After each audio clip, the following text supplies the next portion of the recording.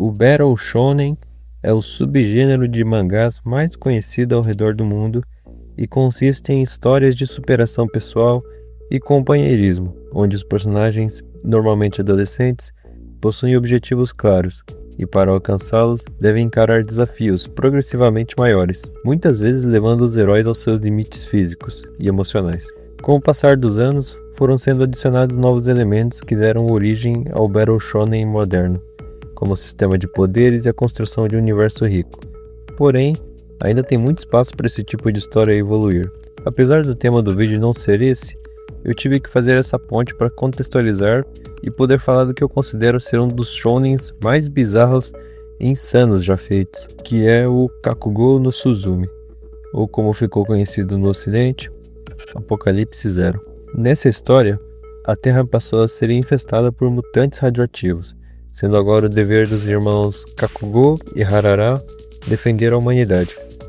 Para isso, eles são treinados desde a infância pelo avô e recebem do mesmo os exoesqueletos fortificados, armaduras feitas durante a Segunda Guerra Mundial pelo exército japonês, que, com o sacrifício de vários guerreiros, criou esses dois trajes capazes de eliminar qualquer ameaça. Infelizmente, Harara, ao vestir a armadura, é possuído pelo mal e se rebela contra seu avô, fazendo de Kakugou a única pessoa capaz de impedir o avanço do irmão, que planeja exterminar os humanos e criar uma utopia onde só as demais criaturas coexistiriam.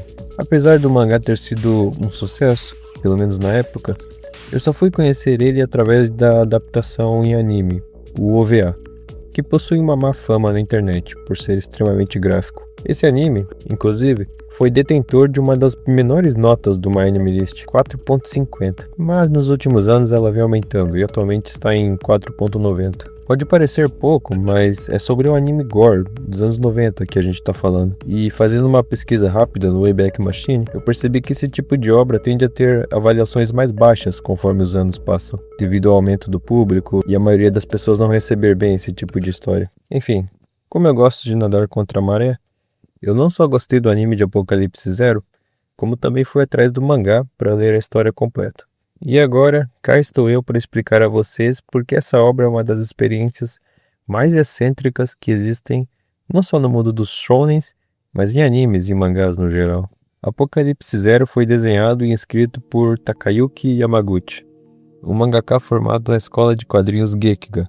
Yamaguchi foi se interessar por mangás apenas na adolescência, e previsivelmente foi através dos mangás Gekiga, um movimento artístico dos anos 50 que fomentava histórias cruas sobre as vidas de pessoas mundanas, contrariando as realidades idealizadas em mangás até então. Mais tarde, o movimento passou a ganhar força em grupos políticos de esquerda, que eram contra a desigualdade social e a influência dos Estados Unidos no Japão, após a Segunda Guerra Mundial. O Yamaguchi não fez parte desses protestos, mas o fato dele abertamente criticar o Japão da Segunda Guerra Mundial, indiretamente mencionar as atrocidades cometidas com os prisioneiros de guerra em laboratórios, que no mangá resultou na criação das armaduras, me faz acreditar que ele tinha um viés mais radical, ou só queria polemizar.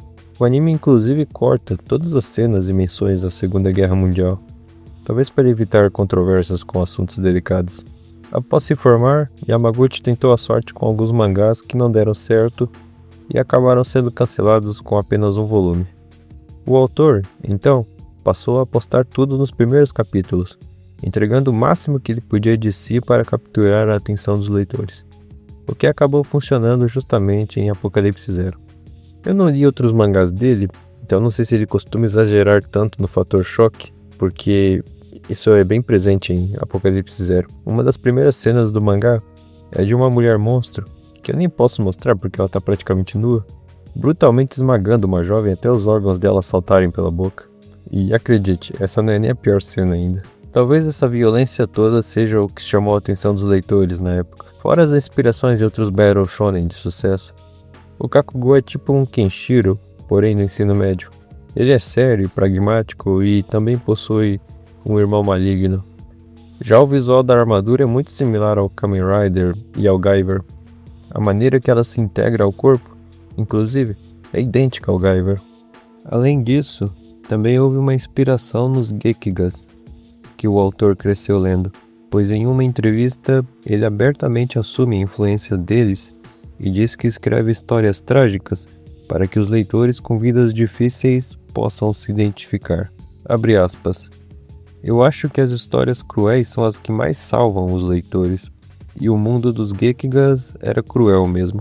A influência que recebi do Gekiga foi enorme. Por isso, no caso do Kakugo, ele possui um bisavô que é um criminoso internacional e um irmão mais velho que está tentando destruir a humanidade. Ficaria feliz se as pessoas pensassem, comparado com esses caras, as minhas preocupações são bem menores.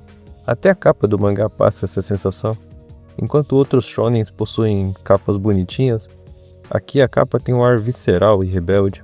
Portanto, apesar de Apocalipse Zero na superfície parecer ser bem esquisito, ele bebe da fonte de vários elementos já familiares para os japoneses.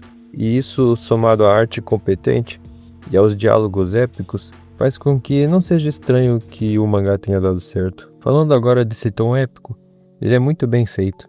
Apesar dos designs e escolhas de roteiro meio questionáveis, o autor faz questão de sempre te lembrar dos perigos acometidos aos humanos e como o Kakugo é o símbolo dessa luta. Os diálogos colaboram muito para a criação dessa narrativa mais sentimental, principalmente quando há uma batalha. As falas são cheias de determinação e algumas eu não ironicamente levo para minha vida. Pelo que vi, o autor tem a tendência de escrever diálogos meio poéticos, tanto que Shigurui também é bastante elogiado por isso. As frases que mais gosto desse mangá são: não há vergonha na derrota, a única vergonha está em não lutar. O caminho que devemos trilhar não é o de persistir além da razão, mas sim de vencer além da razão. Não acumule raiva em seu coração, concentre-a nas suas duas pernas e transforme-a no alicerce que sustenta você mesmo. E a melhor de todas, na minha opinião,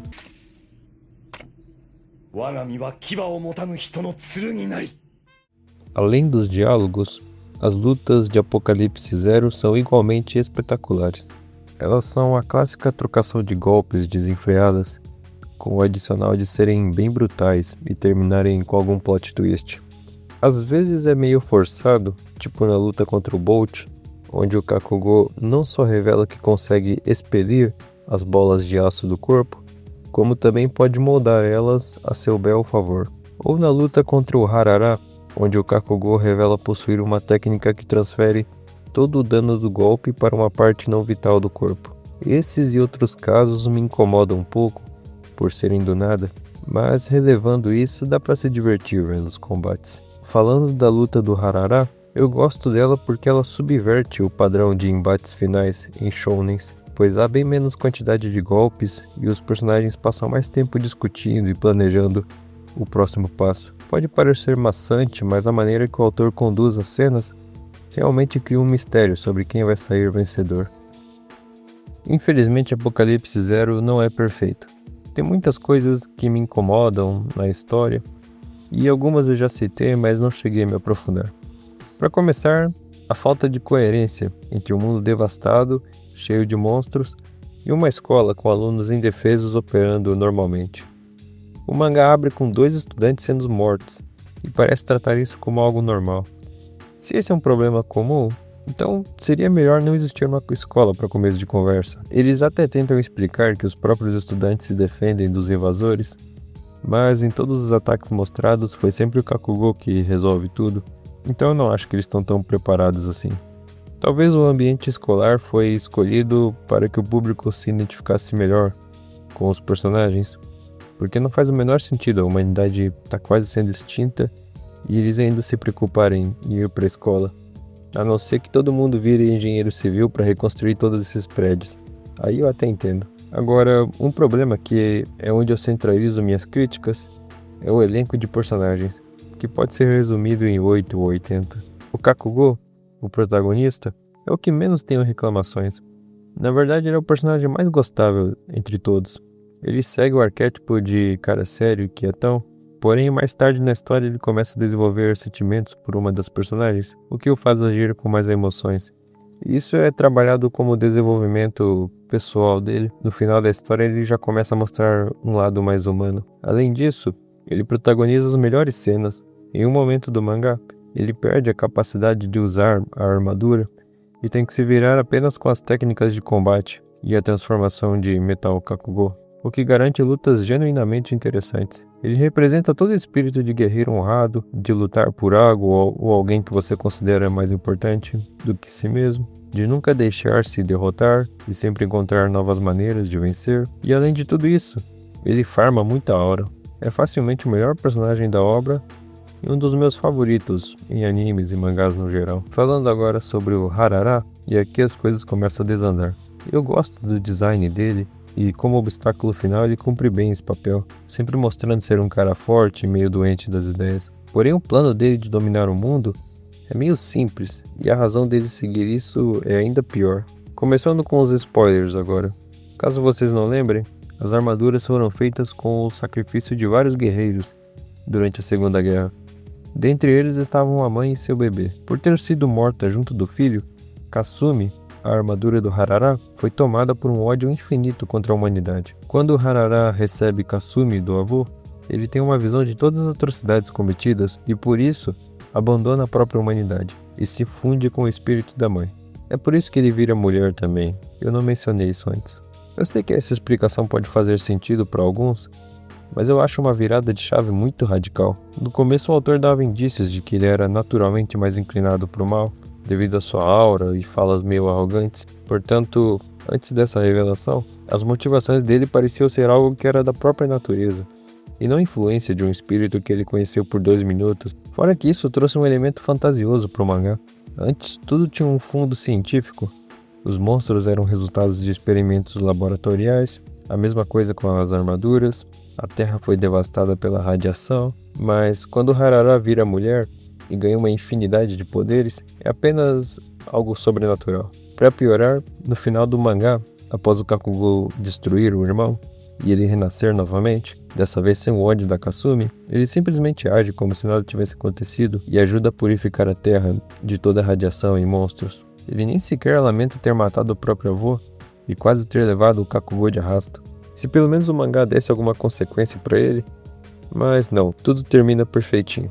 A Hori é a colega de classe do Kakugo e interesse amoroso do mesmo. Ela é a personagem mais sem graça do mangá e infelizmente o autor dá muito tempo de tela a ela. A personalidade dela é da típica garota energética e altruísta, porém a contribuição dela para a história é quase zero. Ela ainda atua na reta de final, impedindo a destruição do mundo pelo espírito vingativo da Kasumi, mas é só isso que lembro. A única coisa legal dessa personagem é que ela é inspirada na Mitsuko Horia, uma cantora dos anos 80 e 90. E no anime chamaram a própria Hori da vida real para dublar, que é um detalhe bem legal. O Haoka é outro colega de classe, e inicialmente ele compete com o Kakugo para ver quem fica com a Hori. Ele não tem tanta participação, e por ser apenas um humano comum, atua muito mais como alívio cômico, junto de outros personagens menores. O Oboro é o avô dos protagonistas. Ele ensinou a eles a arte de lutar e os entregou as armaduras. Assim como o Kakugo é alguém sério, porém ele não tem tanto tempo de tela para gerar carisma ou farmar aura, o que deixa ele meio apagado no meio do elenco. Eu ainda gosto dele pela aura, mas seria apenas isso. Os generais do exército do Harara são um grupo bem excêntrico. Eles não ficam para trás nas bizarrices e sadismo, então pode esperar coisas bem cabulosas quando eles estão em tela. Os que mais se destacam positivamente, ao meu ver, são o Bolt e o Blob. O primeiro, por também usar uma armadura fortificada, e a luta com ele escala para um nível muito acima do normal. E o Blob por ter um design único dentre todos os outros personagens. Os outros vilões são meio genéricos ou irritantes. Eles não chegam a afetar o roteiro, mas as lutas de alguns são meio arrastadas. Shirou Hagakure é o bisavô dos irmãos Hagakure e minha maior crítica ao mangá. Ele é o líder do exército japonês e quem organizou os experimentos na criação das armaduras. Por ser uma figura que representa os crimes de guerra do Japão, não tinha como humanizar ou dar nuances a esse cara, portanto é um personagem preto no branco. Como se não fosse o bastante, ele é responsável por todos os acontecimentos do mangá. Ele que despertou o ódio infinito na armadura, que faria o Harara buscar vingança. Ele também organizou os experimentos para transformar humanos em armas vivas, os tais monstros que agora causam terror na Terra. E é ele que toma o controle de tudo no momento em que o Harara é derrotado, sendo o último obstáculo dos irmãos Hagakure. Um personagem raso e sem graça tomou o lugar do vilão final. sendo que o Harara era muito mais interessante em design e personalidade. Mas enfim, felizmente o anime cortou isso. Eles provavelmente teriam que criar outra explicação que eu acho que ia ser muito melhor. Qualquer coisa ia ser melhor do que o que acabou sendo no mangá. Falando agora de outras coisas que me incomodam e fogem um pouco do elenco, tem a mania estranha do autor inserir nudez na história. Eu não vou mentir que às vezes é engraçado, tipo quando o Urai aparece em formato de holograma gigante para marcar um duelo com o Kakugou, ou quando essa enfermeira tenta seduzir o mesmo. Mas esses momentos são exceção. De resto, a nudez parece ser só gratuita mesmo. Também não gosto da falta de consequências definitivas no final. Deu pra perceber que eu não gosto nem um pouco dele.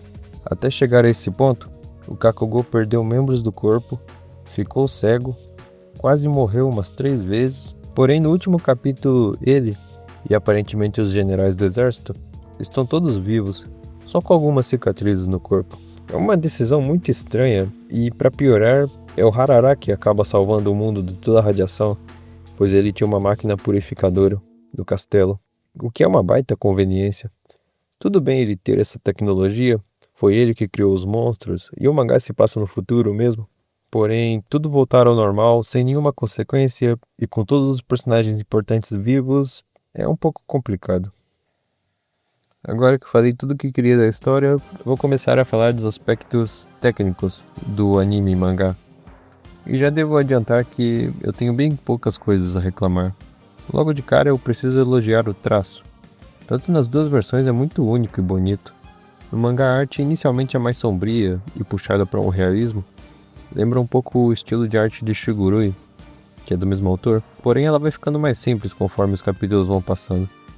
Eu gosto das duas versões. O anime preferiu seguir o segundo design, porém ele corrigiu algumas coisas, tipo as personagens femininas, que no mangá tinham rostos muito mais redondos, e na adaptação eles afinaram um pouco mais o rosto delas, deixando mais evidentes alguns traçados na bochecha e testa. São coisas bem sutis, mas acredite, fez bastante diferença. Juntando isso com os cenários e animação no geral, que pros padrões do OVA tá numa média muito boa, a produção desse anime é de alta qualidade. Principalmente vendo as cenas de ação e dos monstros que possuem muitos detalhes, mas ainda assim a produção não parece ter dificuldades. O anime contou com mais de 30 animadores experientes, sendo eles Soichiro Matsuda, que foca em efeitos especiais e animações mecânicas. Ele atuou como animador-chave em Giant Robo, Yu Yu Hakusho e Macross. Kono Nayuyuki, um dos discípulos do mestre Kanada e animador-chave no OVA de Jojo e Ninku. Kondo Takamitsu, que além de animador-chave, também foi o character design do anime Ganbarugar. E por último, mas não menos importante, Masami Oobari, famoso pelos seus designs de mecha em Dankuga, Dangaio e por dirigir e animar Bubblegum Crisis. É com certeza o animador mais famoso desse anime. O responsável pela direção é o Toshiki Hirano, que começou na indústria como animador, mas ganhou reconhecimento com seu trabalho em Ixar One, onde ele liderou as principais etapas da produção. Para finalizar essa parte da produção, preciso citar o compositor de músicas, Takashi Kudo. Ele fez a composição de várias músicas de anime, mas uma que eu queria citar é a trilha sonora do Red Baron, pois é a que mais se aproxima de Apocalipse Zero. Nos dois animes ele buscou uma trilha sonora mais orquestral, utilizando violinos e trompetes. Eu acho que essa abordagem combinou muito. Adoro a faixa dedicada à escola. Ela começa de uma forma silenciosa e melancólica, terminando de maneira encorajadora, com uma guitarra tocando de fundo. E o tema de encerramento, que não só possui um instrumental muito bom, como também é cantado pelo Hironobu Kageyama, o mesmo cantor das músicas de Dragon Ball Z. Eu poderia ainda citar os dubladores, que são todos muito bons e famosos, mas acho que já deixei meu ponto claro. O OVA de Apocalipse Zero estava nas mãos de excelentes pessoas. Toda a paixão que o Yamaguchi transmitiu no mangá conseguiu ser transposta para o anime, sem nenhuma perda. Até acho que houve um upgrade, na verdade. O lado visceral e dramático foi muito respeitado, assim como os momentos bobos para quebrar o gelo. Sinceramente, fico feliz de verdade que, apesar do anime ter sido cancelado, ele não perdeu a qualidade em nenhum momento. Até mesmo o último episódio tem um ar de conclusão, com o Kakugou derrotando o Harara e sendo ovacionado pelos estudantes da escola. No mangá, essa luta termina no início do segundo volume, então não passa a mesma impressão. Apocalipse Zero não é o meu mangá ou anime favorito. Na verdade, eu acho que as duas versões possuem falhas. O mangá tem personagens ruins e soluções baratas para certos problemas, fora o final sem sal. Já o anime, apesar de todos os meus elogios, não chega a adaptar as melhores partes do material, e em roteiro ele acaba ficando meio pobre. No entanto, o sentimento que essa obra passa é muito único. Todo o exagero e virilidade da história é algo que eu nunca vou esquecer. Apocalipse Zero me passa um sentimento estranhamente nostálgico. Mesmo fazendo poucos anos que vi, eu sinto que essa obra fez parte da minha vida por muito mais tempo. É tipo o sentimento que algumas pessoas têm com Dragon Ball ou Cavaleiros do Zodíaco. É um marco único que segue a pessoa pro resto da vida. E eu acho que foi isso que aconteceu comigo também. Se você quiser entrar nesse mundo bizarro e caótico de Apocalipse Zero, então eu recomendo fortemente ler o mangá, caso queira a história completa. Ou apenas ver o anime, se você quiser um recorte muito bem feito da obra. Porém, é claro, se você tiver estômago para isso. Enfim, eu não mencionei outras coisas menores, como as referências budistas, os outros mangás inspirados em Kakugou, o fato do autor ser um fã crônico da Mitsuko Horia e como isso afetou algumas escolhas na história, mas acho que já falei todas as partes necessárias para o vídeo. Espero que você tenha gostado de me ver falando por 20 e poucos minutos. Se sim, por favor, deixe seu like, se inscreva no canal para acompanhar mais vídeos como esse e escreva aí nos comentários o que você achou desse meu vídeo. Obrigado por assistir até aqui e até mais.